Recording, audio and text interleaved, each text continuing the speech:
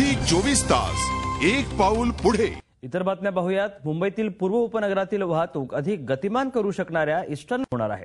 विशेष म्हणजे हा प्रवास भाभा अणुशक्ती केंद्राच्या जवळच्या डोंगरात सुमारे 500 मीटर लांबीच्या बोगद्यातून होणार आहे।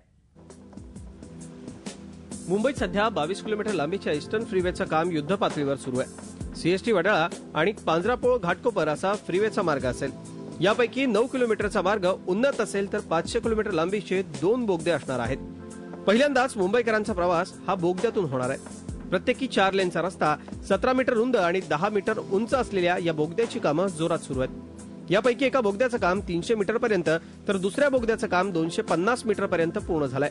तयार झालेल्या बोगद्यातल्या भागांवर सुद्धा आता शेवटचा हात फिरवला जातोय।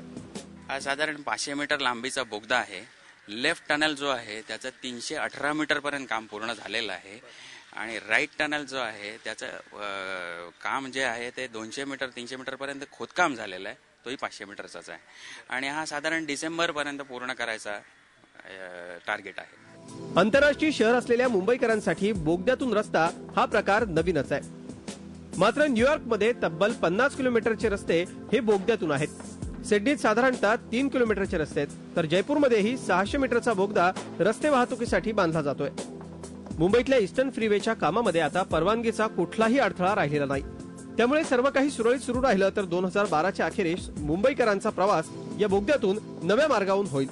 मुंबईतल्या या ईस्टर्न फ्रीवेचं काम युद्ध पातळीवर सुरू आहे।